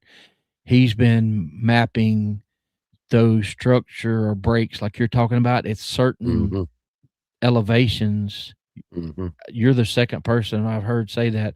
The certain elevations, if you go far enough and stay at that elevation, you'll see another one. He said he doesn't know what it means, or he won't tell us, but um, he's noticed that pattern too, just like you have at the different elevations, a different type of communication, either amongst themselves or whatever. Hmm. There's so There much is to so this, much. Bruce. Oh yeah, yeah. It's like a huge puzzle, and It's and because no two are the same. They're all it, different Mhm. personalities. They're like us. yeah, You know, Exactly. uh, that is you'll have them some that'll build nests, some that'll build what I call teepee structures. mhm. Uh, Generally, when you run across a teepee structures, it's got to be a massive one. That's where two clans get together and they marry off to Wow. keep from interbreeding. So that tells you these things are smart. Oh yeah, Uh, I think that shocked me more than anything, Bruce, is finding out how smart they are. Because I'm like, what you said. I've had enough happen and talked to enough people that I'm just like you. Why wouldn't they be as different than us as us? We're me and you obviously were raised not far from each other because we talk alike. We have some of the things you're saying. I've been there, like with the tobacco, and right. you just have bigger heels than I do over Yeah. there. But Yeah. that's why I feel comfortable with you. Because yeah, somebody said Bruce is kind of comforting, but yeah, it's I want to talk to you more, whether it's privately or you come back sometime, because Yeah. Be glad to. it's been when I met you, on the show a few weeks ago. Uh, Larry and them didn't get to talk much because me and Bruce was back and forth. 'Cause I was I was I recognized pretty quickly. And one thing I noticed, which everybody notices early on with you, is the way you carry yourself and the calmness. And I know the training you've had and the things you've seen. I worked for the sheriff's department for 2 years, and because of that, I didn't continue because I wasn't built mentally to handle some of that. And it's just it just amazes me. We're coming up on 2 hours, and Daniel said, "Yeah, that's true. He didn't get to talk none." So, uh, um, would you want to come back for a part two sometime? Yeah. Yeah. This Anytime is be That would fine be with me. fantastic. this has been great. I appreciate this. Yeah. So I've got a bunch more. I've got some to work. My name was called in the middle of the night, coon hunting and stuff like that. So there's a bunch okay, more. and see, I ran the woods as a kid. We'd have coon dogs or whatever, and before I knew about this stuff, and it changed after that. Y'all, I don't know what the gyms are. Thank you. It's something new with with YouTube that they're doing, kind of And similar to like TikTok and stuff. So okay, thank y'all. A so window and Blazer and a Benno with the super chat. Thank y'all very much. Um, So, are you? And you're not far from McMinnville. You're probably closer than I am. I'm probably hour probably. Yeah, you're closer. I'm about 2. Are you going to the Crypticon Yeah, down there in yeah, August? You're gonna be there? Okay, I'll be yeah, there. yeah. We'll have a table set up. So I want to do this for Randy. Randy's been nice to us, and I absolutely love the thing what they put on. I feel comfortable there. A lot of people come. Y'all, if y'all can show up on August 8th, it's 9 a.m. to 6 p.m. at the Milner Recreation Center in McMinnville, Tennessee. You're going to have ton of people you can listen to and talk to. And even if you don't go listen to them, you can hang out and talk to me and maybe Amanda. Maybe we don't know if she's going to be there yet. I'm going to try. Hopefully. I'm still trying. And Bruce, I'm look forward to meeting you. We can talk about some other stuff. You know, I have plenty of questions, like even like family stuff. How far are you from Smithville? I'm just north of Smithville, probably 20 minutes. So I've got people I don't know, family, Jets and Williams. Because my grandmother and grandfather left there, not together, and met here, and then got married. So I have Williams and Jets and all kind of people I don't even know that I'm kin to, I'm sure. But yeah, I might come up your way one time and we just have some coffee and I don't want to see no Dogman for sure. but yeah, thank you, Bruce, for being here and y'all check out the Crypto Wrangler. They're very nice people. I had a great time. Yeah. It's fun. You see Larry Luttrell in chat, and I didn't know he was associated at the time. And when you find people that you're just sitting around talking about this stuff, we're not trying to, they don't try to be flashy. We don't try to be flashy. Right. We're just sitting around a fire talking or on the front porch. And I ain't sitting on Bruce's front porch. I can tell you that. Yeah, no joke. Not after what you've done seen out there. No. But you'll come up sometime. We'll catch one and ride him. No, bull crap. No, I'll be the one calling 911 for you. All right. I tell you what I would like to do. God, is that young gentleman that was driving that night? Is he still around? Is he still alive? Oh, I haven't heard anything out of him and probably. How did that affect his life, Bruce? I talked to his daddy probably 18, 19 years ago. Mm-hmm. And he said that instead of driving that road going to work, he would drive 15 miles out of his way to go back to work. But he didn't go back to work for 6 months. He wouldn't come out of the house. Poor guy. Poor guy. I mean, see, when I get nervous, I kind of chuckle a little bit. And when you're telling that story, I didn't mean any offense to anybody, but that's you know what I'm saying? It's like, yeah. I try to put myself in all three of you guys' place. Y'all standing there, you almost falling out, the other guy catching you, and then what y'all just witnessed and what you've just heard and felt. And then you got the guy that snapped, basically mentally snapped, and he's driving and you're trying to hang on for dear life. And it's just terrifying. Well, I'm glad y'all are all okay. So but I'm glad he was driving that new truck. No joke, right? At least it sounded like he knew how to handle it for the most part. Yeah, that was a chess move. Like Bruce said, no, you drive, buddy. But yeah. All right. Thank you, Bruce. All right. Appreciate it. Yes, thank you so much, sir. This has been fantastic. Yeah. Thank you. I've had a blast, even though you scared the crap out of me. But y'all in chat, thank you. Everybody on Spotify to be listening. Thank you very much. Yeah, I get nervous pretty quick. That's all I'm gonna say about that, like Forrest Gump. Y'all have a good night. Oh, hang on. Southern goodbyes. One more thing. So, me and Roger have been talking. So this is our 50th episode, and we was like, oh, we didn't get to do anything. Not that Bruce, you're not special for our 50th episode. I'm like, wait a minute, that's coming out all wrong. So we put those words back. So, but anyway, we decided we were going to do something special for our 52nd episode, which means that is 1 year that we've been doing Squatchin Holler here on Untold Radio Network. So this evening or tomorrow, I'm going to put up a post on the Facebook page, TikTok, and stuff like that. And we're going to do a Q&A episode where y'all can ask us any kind of questions you want, whether it's about us, about cryptids, guests that we've had, any kind of questions that we may have missed in some of the chats or stuff like that. So I'm getting the word out since it'll be in 2 weeks. That way y'all have time to muddle it over, and hopefully we can get those questions in and get them together for the show. Everybody except Varex. He's going to ask me something I don't know. I guarantee it. He asks the Right. best questions. Or detailed. Ninja's going to send us a list like this long. Yeah, Varex. We love you, Ninja. Thanks for all the questions, buddy. Varex is so funny. It's like his questions will be in 3 parts. I'm like, oh my God, which part do I look at? Oh, wow. Thank you, Elizabeth. Thank you. So yeah, but Amanda's in charge of this. So I'm along for the ride. I'm going to participate and have fun. And I'll let her organize all that. And and maybe she'll ask questions that she won't show me, and y'all can see my reaction. Yeah, that too. All right. So that's Southern my goodbye for tonight. Yep. Good night, out, y'all. I'm gonna bring out my Tennessee. We out here, y'all.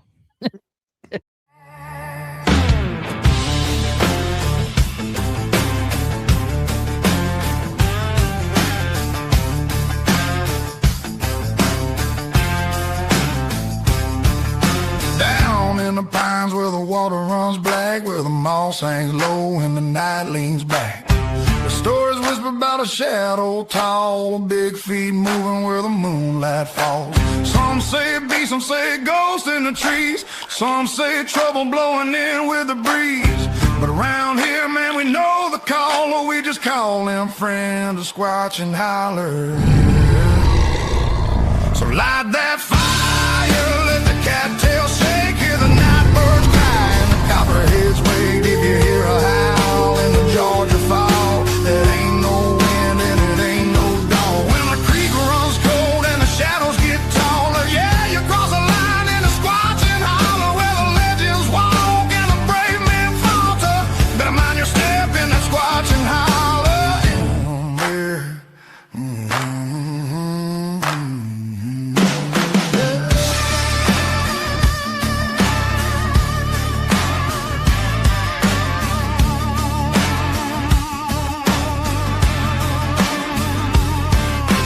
Tell me stories about a thing he saw. Stood 10 foot high with a timber jaw.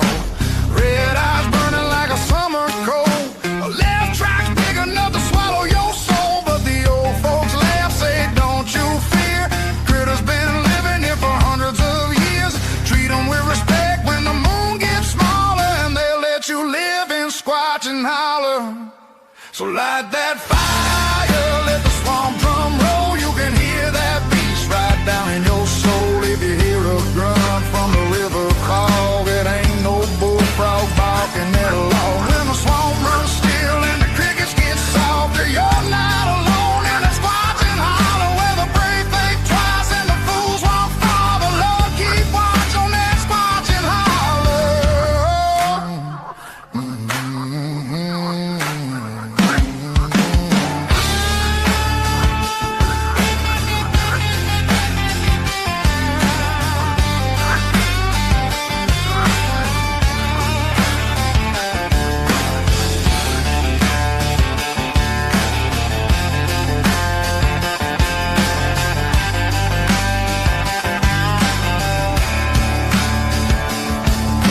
Some say he guards at old Pine Ridge. Some say he walks from bridge to bridge. But one thing's sure, when the night comes down, something big still calls this ground.